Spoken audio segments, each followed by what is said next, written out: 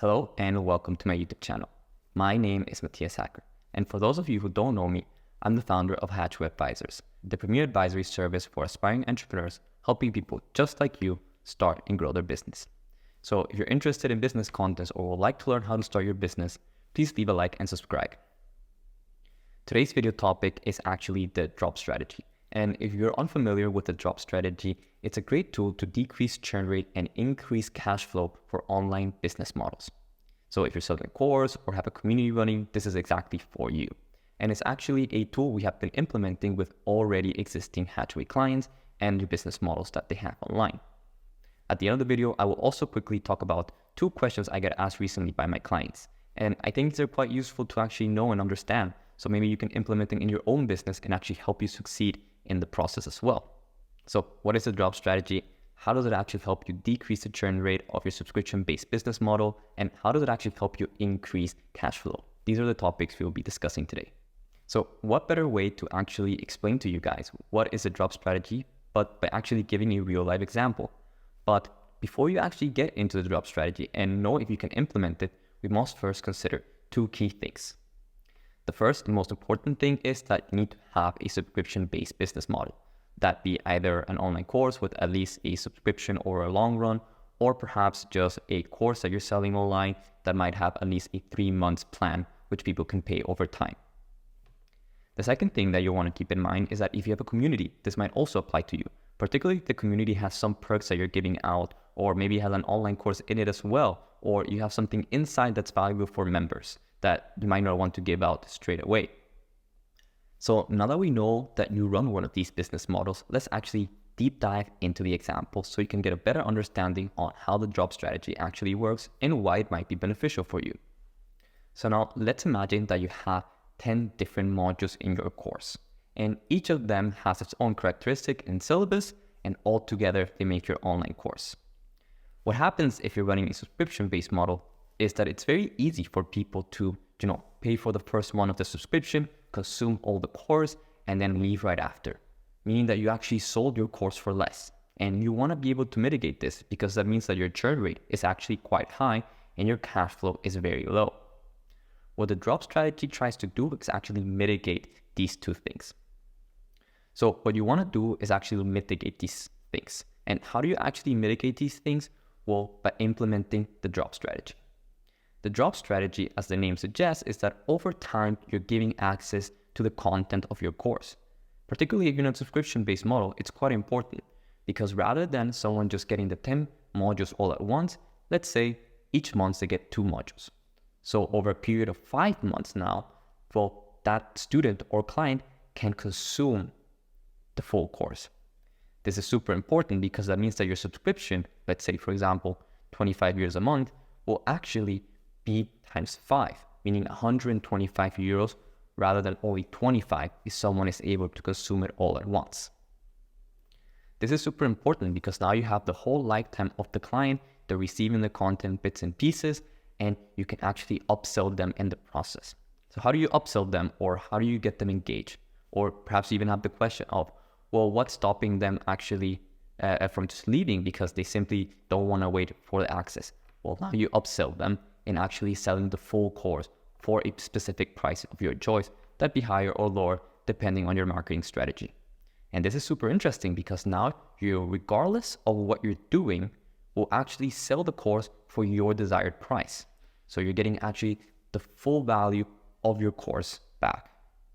So how does it actually help with the churn rate? Well, as you might have already assumed and imagined, well, now no longer will the person just be there for 1 month and consume the whole content. Now that person will actually have to wait the whole 5 months to actually have full access to the course. This is also good because now you can, as I said before, upsell them, you continue your cash flow, and you're able to maintain a closer relationship to them. Because if you're updating your course as well, now they can even or want to stay even longer for it.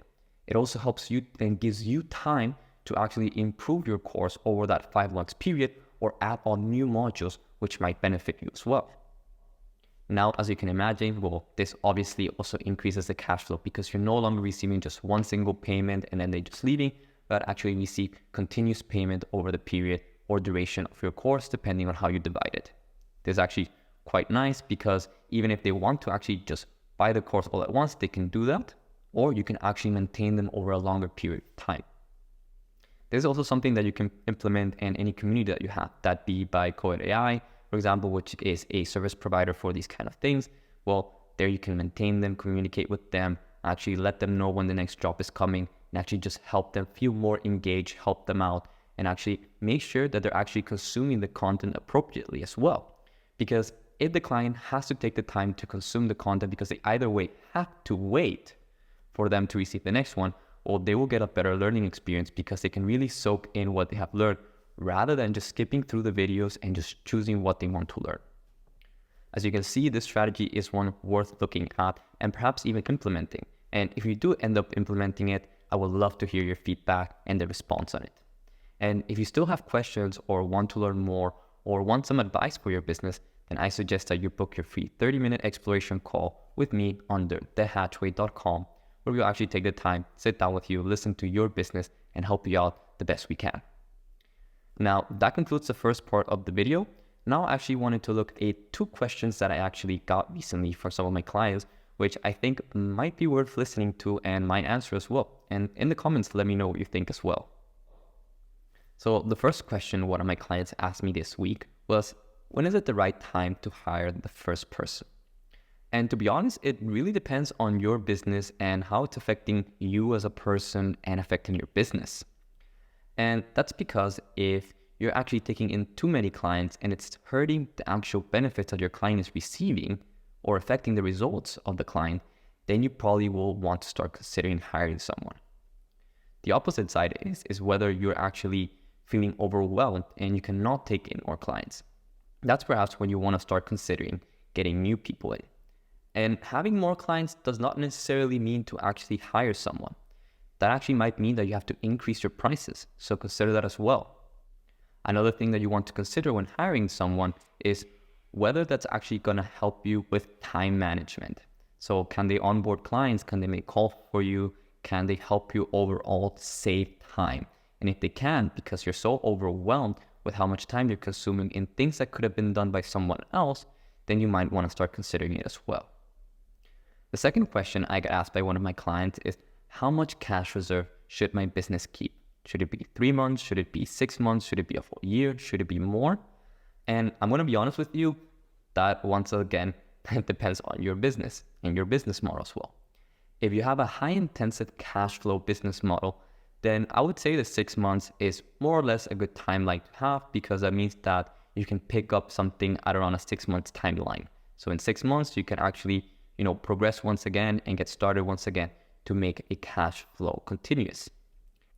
In the case that you don't have a cash flow intensive business, then I would suggest more into the 8 to 12 months period, because that's usually how long it will take you to actually get started again selling a product that you actually have. And that's something quite important you want to consider. If you have a consumable product, a product that actually people consume on a daily basis, that usually means that you have a cash intensive business. If you have a product that is only sold once or maybe twice, well, then you need that cash reserve to actually implement perhaps a new marketing strategy, improve the product, and so on and so forth. So you need a time and a buffer to actually reach that point where you can actually sell again. And if you have a service of any sort, well, these are usually cash intensive, particularly if you have retainers of some sort in the service that you're selling, or perhaps it's an online software or anything along those lines. Those are usually based also on subscriptions, so you can actually maintain a client for longer. Cash is intensive. You're always going to have a certain amount of clients who are actually using the product proactively, so you don't have to worry so much on the long term on how much cash you have right now, but you definitely want to have somewhere between the 6 months period, just to make sure that it also gives you enough time to change things if something goes wrong or find a new way to market it better.